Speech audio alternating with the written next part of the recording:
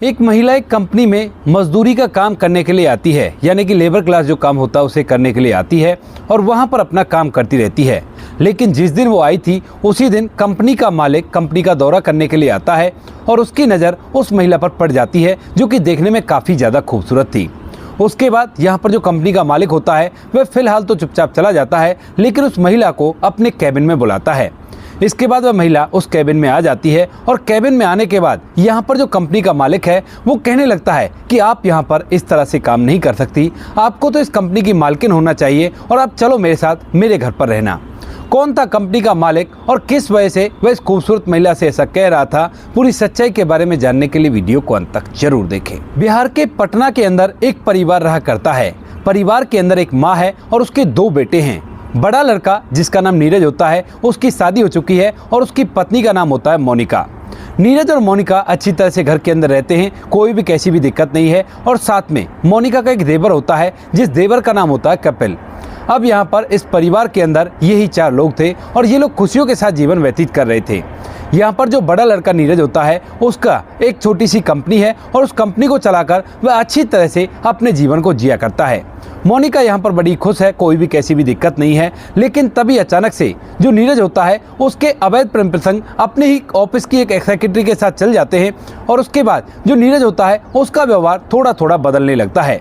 यहाँ पर स्टार्टिंग में तो वो अपनी पत्नी से इन सभी बातों को छुपाता है, लेकिन धीरे धीरे उसे उसके बिजनेस में घाटा दिखने लगता है और उसके बाद वो काफ़ी ज़्यादा चिड़चिड़ा रहने लगता है। अब जब नीरज काफ़ी ज़्यादा चिड़चिड़ा रहता है तो उसके बाद अपनी पत्नी से लड़ाई करने लगता है और घर के अंदर खामखाई कलह का माहौल कर दिया करता है। जब नीरज घर के अंदर कलह का माहौल करता है तो यहाँ पर मोनिका का जो देवर होता है जो कि अपनी भाभी को माँ समान समझा करता है, उसे पता होता है कि उसकी भाभी की इसमें कोई भी गलती नहीं है, भैया खामखाई उस पर चिल्ला रहे हैं, तो वह अपनी भाभी की ओर लेने लगता है। अब स्टार्टिंग में 2-3 बार तो जो नीरज होता है वो ऐसे ही चुपचाप रह जाता है जब उसका छोटा भाई उसकी पत्नी की ओर लेता है। लेकिन उसके बाद अचानक से एक दिन जब वह अपनी पत्नी पर चिल्ला रहा था और उसे मनुष्य मनुष्य कहकर धमका रहा था, तो उसके बाद यहाँ पर जैसे ही उसका छोटा भाई जिसका नाम कपिल होता है वह बोलने लगता है, तो यहाँ पर जो नीरज होता है वह एकदम से अपने छोटे भाई पर एक ऐसा इल्ज़ाम लगा देता है जिसे सुनने के बाद छोटे भाई को विश्वास नहीं होता कि उसका भाई उससे ऐसा कह सकता है। यहाँ पर दरअसल बड़े भाई ने कह दिया था कि तू तो ऐसा कहेगा ही ना, क्योंकि तेरा और इसका कोई ना कोई चक्कर चल रहा है, इसी वजह से तू इसकी हिमायत लिया करता है। यह बात सुनकर जो छोटा भाई कपिल होता है वह अपने भैया को धमकाने लगता है और कहता है कि भैया मैं आपका छोटा भाई हूं और भाभी मेरी माँ समान है, मैं ऐसा तो सोच भी नहीं सकता, आप ऐसा सोच भी कैसे सकते हो। इस बात को सुनकर जो बड़ा भाई होता है वह और भी बुरी तरह से उस पर इल्जाम लगाने लगता है और इसके बाद जो छोटा भाई होता है वह अपने बड़े भाई पर हाथ उठा देता है। कहता है कि अब तो आपने मर्यादा को क्रॉस कर दिया है और अब यही चारा मेरे पास बचा है। ऐसा कहकर उसने अपने बड़े भाई पर हाथ उठाया था, लेकिन यहीं पर जो बड़ा भाई होता है उसे घमंड होता है क्योंकि छोटा भाई अभी तक कॉलेज की पढ़ाई किया करता था और बड़ा भाई पूरे घर को संभाल रहा था। तो इसी वजह से यहाँ पर जो बड़ा भाई होता है वह उसे घर से निकलने के लिए बोल देता है, कहता है कि निकल जाओ इस घर से, इस घर को मैं चलाया करता हूँ। इस बात को सुनकर यहाँ पर जो छोटा भाई कपिल होता है वह भी कह देता है कि मुझे भी ऐसे घर में नहीं रहना जहाँ पर इंसानों की सोच इतनी घटिया हो गई हो, जो रिश्ते को इतनी बुरी तरह से बदनाम किया करते हैं। ऐसा कहकर छोटा भाई घर से निकल जाता है और अब घर के अंदर केवल 3 सदस्य रह गए थे। जब कपिल यहाँ से जाता है तो उसके बाद यहाँ पर जो मोनिका होती है उसे इस बात का बड़ा दुख होता है क्योंकि सच में उसका देवर ही उसका ख्याल किया करता था, जबकि यहाँ पर जो उसकी सास होती है वह तो अपने बेटे का साथ ही दिया करती है। कभी कभी वह बेटे का साथ देते हुए अपनी बहू को भी खरी खोटी सुना दिया करती है और मोनिका चुपचाप से इन सभी बातों को सहन करती है। दरअसल यहाँ पर बात ऐसी होती है कि मोनिका के माता पिता इस दुनिया को छोड़कर चले गए थे उसकी शादी के 1 साल बाद ही, और उसके बाद उसका जो घर था वह भैया भाभी का हो गया था। मोनिका ज़्यादातर अपने मायके भी नहीं जाया करती है क्योंकि 1-2 बार जब वो अपने मायके गई है तो उसके बाद उसकी भाभी ने उसे बुरी तरह से जलील कर दिया था और उसके बाद से वह अपने मायके नहीं जाया करती है। यहाँ पर यही कारण होता है जो मोनिका सभी चीज़ों को सहन करती है और सोचती है कि कोई बात नहीं, ऐसे ही जीवन व्यतीत हो जाएगा। इसी तरह से कुछ समय और बीतता है और समय के साथ साथ यहाँ पर कंपनी में लगातार बड़े बड़े घाटे होने लगते हैं और इन घाटों का पूरा इल्जाम जो नीरज होता है वह अपनी पत्नी मोनिका के ऊपर थोप देता है और कहता है कि यही मनुष्य है, जब से इससे मेरी शादी हुई है उसके बाद से मेरी बर्बादी ही हो रही है। इस बात को सुनकर मोनिका फूट फूट कर रोने लगती है और एक दिन उसका जितना भी रोका हुआ गुस्सा था वो एकदम से फूट पड़ता है और वह अपने पति पर चिल्ला देती है। कहती है कि मैं कैसे मनुष्य हूँ और क्या प्रूफ है तुम्हारे पास कि मैं मनुष्य हूँ। इसका एक कारण और भी था दोस्तों। यहाँ पर मोनिका को महसूस हो गया था कि उसके पति का कहीं ना कहीं बाहर कोई अफेयर चल रहा है और इसी वजह से वो आज अपनी भावनाओं पर कंट्रोल नहीं कर पाती है और उसके बाद अपने पति को बेडरूम के अंदर खड़ी खोटी सुनाने लगती है। कहती है कि तुम तो ऐसा कहोगे ही ना, तुम्हारा चक्कर जो चल रहा है ना। अब इस बात को सुनकर यहाँ पर जो नीरज होता है मोनिका का पति, वह कहने लगता है कि तुम ऐसा कैसे कह सकती हो और खबरदार तुमने अगर ऐसा मुझसे कहा तो। उसके बाद यहाँ पर जो मोनिका होती है वो कहने लगती है कि क्यों नहीं कह सकती, मुझे पता है और मेरे पास इसके प्रूफ भी है। यह बात सुनकर जो नीरज होता है वो एकदम से और भी ज्यादा अपनी पत्नी पर गुस्सा कर बैठता है और उसके बाद उसे पिटाई लगाने लगता है। लेकिन मोनिका आज चुप नहीं रहती है और वो बार बार इसी बात को कहने लगती है। जब मोनिका बिल्कुल भी चुप नहीं होती है और उस बात को जोर जोर से कहने लगती है तो मनीष एकदम से उसे धक्के देकर घर से निकलने के लिए बोल देता है और कहता है कि निकल जाओ मेरे घर से, मुझे अब तुम्हें अपने घर में रखना ही नहीं है और अगर तुम चाहो तो बेशक से तलाक के लिए कोर्ट में केस कर सकती हो, मुझे इससे कोई भी आपत्ति नहीं है। ऐसा कहकर वह उसे धक्के देकर घर से बाहर निकालने लगता है। लेकिन तभी यहाँ पर मोनिका की सास आ जाती है और मोनिका सोचने लगती है कि सासू माँ तो मुझे रोक ही लेगी और ऐसा कहकर वह अपनी सासू माँ से कहने लगती है कि माँ जी देखो ना, ये मुझे घर से निकाल रहे हैं, ये कौन सी बात है, अगर बिजनेस में घाटा हो रहा है तो इसमें मैं मनुष्य कहां से हुई। लेकिन तभी यहां पर जो मोनिका की सास होती है वो उल्टा उसी को दोषी बताने लगती है और कहती है कि बेटा सही कह रहा है, तुम ही मनुष्य हो, इसी वजह से घर के अंदर कोई भी अच्छा काम नहीं हो रहा, क्योंकि बहुएं घर के लिए भाग्य लेकर आती हैं और तू तो पूरी तरह से अभागी है, बेशक से निकल जाए इस घर से। इस बात को सुनकर मोनिका की आंखों में आंसू आ जाते हैं और उसके बाद ना तो वह रोती है और ना ही अपने पति से ये विरोध करती है कि उसे घर से ना निकाला जाए और चुपचाप उस घर से निकल जाती है। मोनिका घर से बाहर निकल गई थी और बाहर निकलने के बाद आज पटना शहर की गलियों में इधर उधर घूमने लगती है और सोचती है कि अब वो कहाँ जाए। मायके में वो नहीं जा सकती क्योंकि घर भैया भाभी का था और भाभी उसको बिल्कुल भी पसंद नहीं किया करती थी। ऐसा सोचते हुए वह एक फुटपाथ के किनारे बैठ जाती है और तभी वहां से एक महिला निकल रही थी जिस महिला का नाम होता है सावित्री। और सावित्री जैसी मोनिका को यहाँ पर बैठा हुआ देखती है तो उसके बाद उसके पास रुक जाती है और समझ जाती है कि ये बेचारी परेशान है, इसी वजह से यहाँ पर बैठी हुई है, क्योंकि उसके पहनावे को देखकर बिल्कुल भी नहीं लग रहा था कि ये ऐसे रात में घूमने वाली महिला होगी और वह काफ़ी ज़्यादा उदास भी दिख रही थी। उसके बाद जो सावित्री होती है वह उसके पास आकर बैठ जाती है और थोड़ी देर बाद एक पानी की बोतल उसके सामने करती है और कहती है कि ये लो बहन, पानी पी लो। अब इस बात को देखकर मोनिका एकदम से चौंक जाती है और कहने लगती है कि आप कौन हो और आप मुझे पानी क्यों पिला रही हो। तो उसके बाद यहाँ पर जो सावित्री होती है वह अपना परिचय उसे देती है और कहती है कि मैं एक संस्था चलाया करती हूँ जिसमें ऐसी महिलाएं जिनका ना तो घर होता है ना ही मायका होता है, उनको मैं अपने पास रखा करती हूँ और उन्हें आत्मनिर्भर बनने की शिक्षा दिया करती हूँ। इस बात को सुनकर मोनिका जो होती है वो कहने लगती है कि मैं कैसे मान लूँ कि आप ऐसा ही किया करती हो, आपने इस पानी में कुछ मिला रखा हो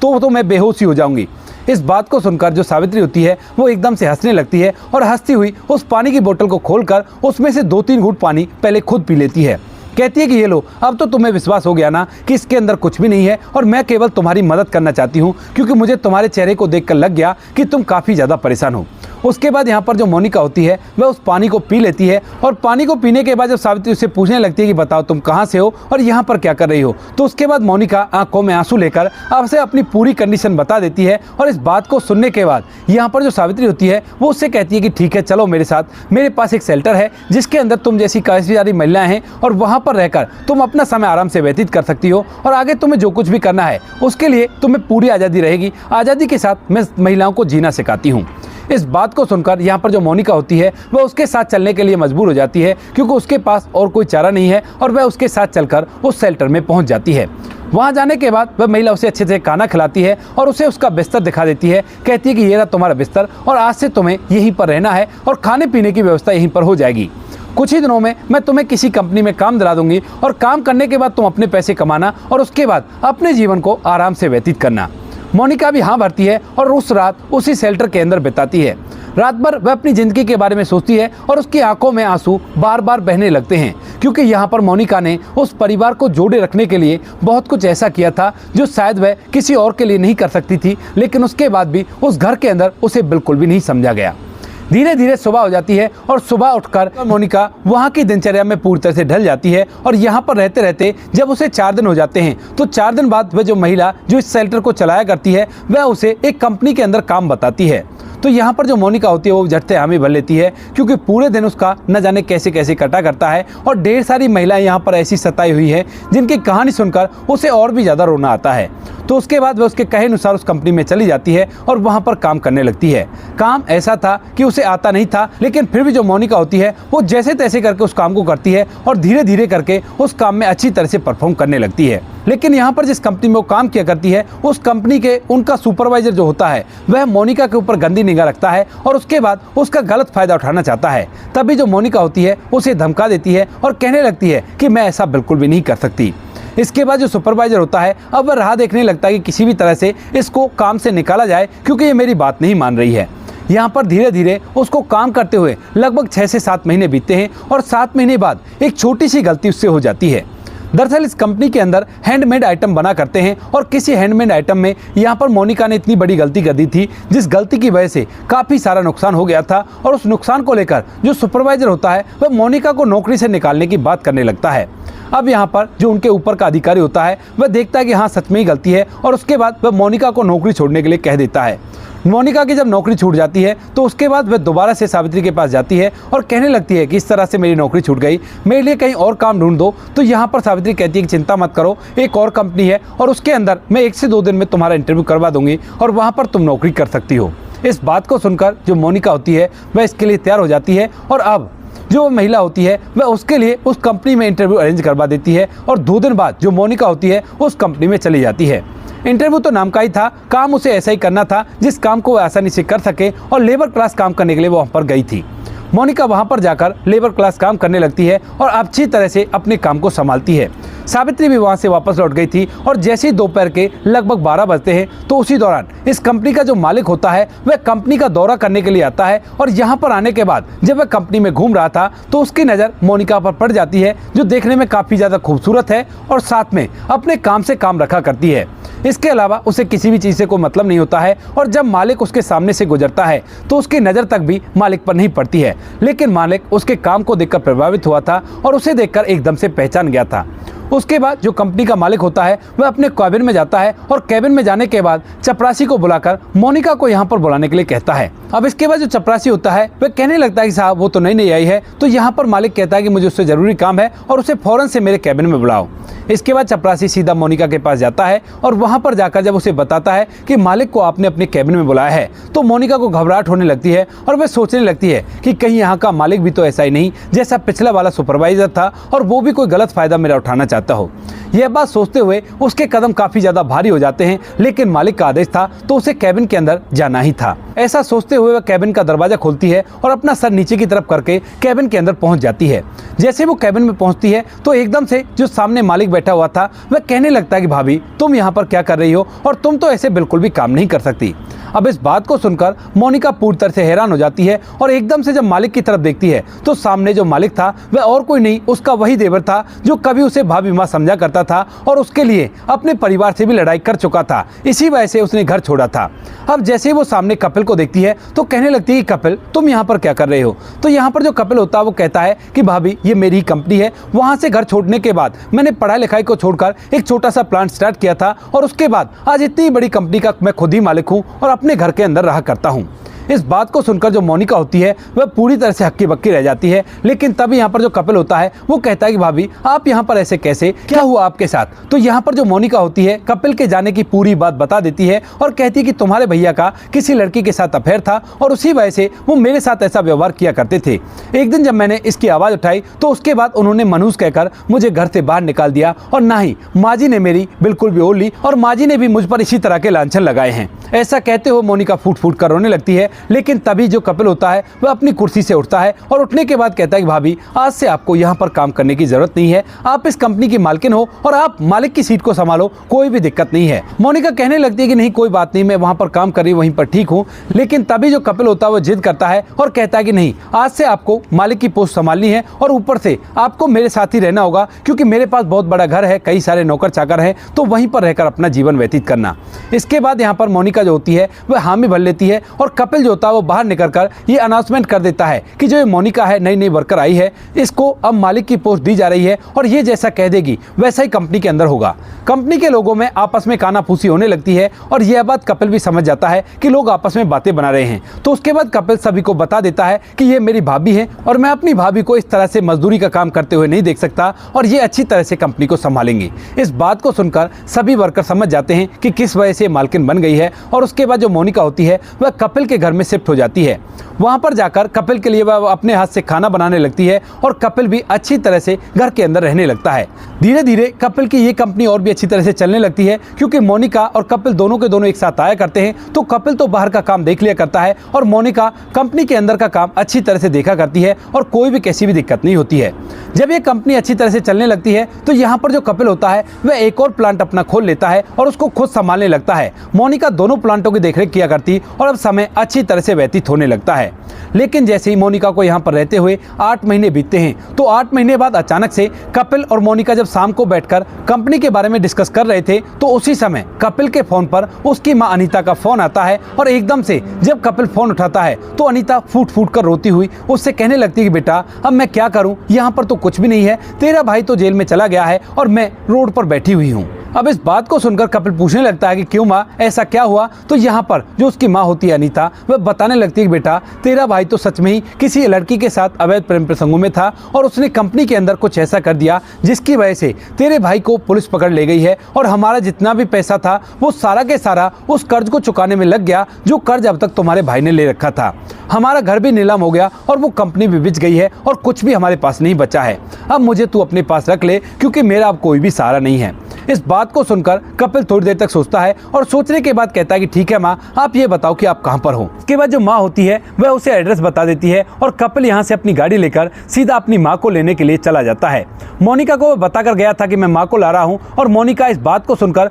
काफ़ी ज़्यादा असमंजस में है कि अब उसे कैसा रिएक्ट करना चाहिए क्योंकि इस माँ ने भी किसी दिन उस पर इल्ज़ाम लगाया था और उसे घर से निकालने के लिए कह दिया था। इसके बाद जो मोनिका होती है वह चुपचाप बैठी रहती है और थोड़ी देर में जो कपिल होता है वह अपनी माँ को लेकर इस घर के अंदर आ जाता है। मोनिका अंदर से दरवाजा खोलती है तो यहाँ पर जो उसकी सास होती है जैसे ही सामने मोनिका को देखती है तो पूरी तरह से हैरान हो जाती है और कहने लगती है कि बहू तू यहाँ पर क्या कर रही है। तो उसके बाद जो मोनिका होती है वो कहती है कि माँ जी मैं भी आप ही की तरह यहाँ पर आ गई, आपके छोटे बेटे की कंपनी में काम करने के लिए गई थी लेकिन उसने कहा कि अब से तुम अलग नहीं रहोगी और तुम्हें यहीं पर रहना है। उसके बाद यहाँ पर जो सासू माँ होती है वो अपना सर नीचे की तरफ करती है क्योंकि उसने उस बहू की बात नहीं सुनी थी और अपने बेटे की बात सुनकर उस पर इल्जाम लगा दिए थे। वह घर के अंदर आ जाती है और घर के अंदर आने के बाद जो मोनिका होती है अच्छी तरह से अपना सास का ख्याल रखती है और उसे घर के अंदर काफ़ी ज़्यादा सम्मान देती है। ये सम्मान उसकी सास के लिए एक सजा के तौर पर था और यहाँ पर एक दिन जो सास होती है वह जब दोपहर के समय अपनी बहू के साथ टीवी देख रही थी तो कह ही देती है कि बेटा तुमने तो मुझे ये ऐसी सजा दी है जिस सजा के सामने हर सजा फीकी है और मुझे ये तुम्हारा जो सम्मान है ये बार बार लज्जित किया करता है अपनी हरकतों पे। जो कुछ भी मैंने किया था अगर तेरे मन में कोई भी बात बची हुई हो तो मुझे माफ कर देना। ऐसा कहते हुए सास की आंखों में आंसू आ जाते हैं और मोनिका एकदम से उसके सामने हाथ जोड़ती है, कहती है कि माँ जी कोई बात नहीं, आपको जो दिख रहा था उसी को तो आप कह रही थी, इसमें आपकी कोई भी गलती नहीं है। ऐसा कहकर मोनिका उसे माफ कर देती है और इसके बाद दोबारा से यही सब कुछ चलने लगता है। धीरे धीरे लगभग 8 से 9 महीने बीतते हैं और 8-9 महीने बाद यहाँ पर जो उसका बड़ा भाई होता है नीरज, वह भी जेल से छूट आता है और छूटने के बाद उसे भी अपने भाई का घर ही दिखता है क्योंकि अब तक कई बार माँ उससे मिलने के लिए चली गई थी और उसने उसे ताना मारते हुए ये पूरी बात बता दी थी कि तेरी पत्नी को तेरा छोटा भाई घर के अंदर रख रहा है और भाभी माँ की तरह पूजा करता है जिस पर तुमने उंगली उठाई थी। जब वह जेल से छूटता है तो सीधा अपने छोटे भाई के एड्रेस पर आ जाता है और दरवाजा खटखटा देता है। जैसे ही दरवाजा खटखटाया जाता है तो अंदर से मोनिका दरवाजा खोलती है और सामने अपने उस पति को देखकर जिसने उसे कभी मनुष्य कहा था और घर से निकाल दिया था एकदम से हक्की बक्की सी रह जाती है। इधर यहाँ पर इतनी ही देर में उसका जो देवर होता है कपिल, वह भी आ जाता है और वह आने के बाद एकदम से अपने भैया से कहने लगता है कि भैया आओ घर के अंदर आओ, जो कुछ हो गया उसे भूल जाओ लेकिन अब आप आराम से रह सकते हो। यहाँ पर जो नीरज होता है वह सर नीचे की तरफ करके घर के अंदर तो आ जाता है लेकिन जब भी मोनिका को देखा करता है तो अपने आप पर बहुत ज्यादा शर्मिंदा हुआ करता है। धीरे धीरे समय बीतता है और समय के साथ साथ यहाँ पर जो कपिल होता है वह एक दिन अपनी पत्नी मोनिका से भी माफ़ी मांग लेता है अपनी सभी गलतियों के लिए और मोनिका भी उसे माफ़ कर देती है क्योंकि परिवार दोबारा से रियूनाइट हो गया था और ऐसा ही वो चाहती थी। इसके बाद सभी लोग उसी घर के अंदर रहने लगते हैं और खुशियों के साथ जीवन व्यतीत किया करते हैं। मोनिका कंपनी को देखा करती है और कंपनी में बिल्कुल भी घाटा नहीं हुआ करता है क्योंकि मोनिका उस महिला की मदद से सभी महिलाओं को ये काम सिखाया करती है और महिलाओं से काम लिया करती है। महिलाएं कम पैसों में अच्छा काम किया करती हैं और आत्मसम्मान के साथ कंपनी के साथ जुड़कर मेहनत किया करती हैं। तो इसी वजह से कंपनी उन्नतियों को छूने लगती है और पति अब घर के काम देखा करता है, यानी कि घर पर कोई सामान लाना है या घर को कोई छोटा मोटा वैसा काम होता है, उन सभी कामों को अब नीरज किया करता है, लेकिन उसे कोई भी शिकायत मोनिका से नहीं है। तो दोस्तों ये थी आज की कहानी। आपको कहानी जैसी भी लगी कमेंट सेक्शन में बता देना। वीडियो अगर अच्छी लगी तो वीडियो को लाइक और चैनल को सब्सक्राइब जरूर करें ताकि हमें थोड़ी सी हौसला मिल सके आप लोगों के लिए ऐसी अच्छे वीडियो बनाने के लिए। इन कहानियों को सुनाने का उद्देश्य किसी को परेशान करना बिल्कुल भी नहीं है। ये कहानी आपको इसलिए सुनाई जाती है ताकि आप लोग इन कहानियों में से कुछ ना कुछ सीख सको और अपने जीवन में उस चीज़ को अप्लाई कर सको। मिलते हैं किसी नेक्स्ट वीडियो नए टॉपिक के साथ, तब तक के लिए जय हिंद, जय भारत, जय हिंदुस्तान।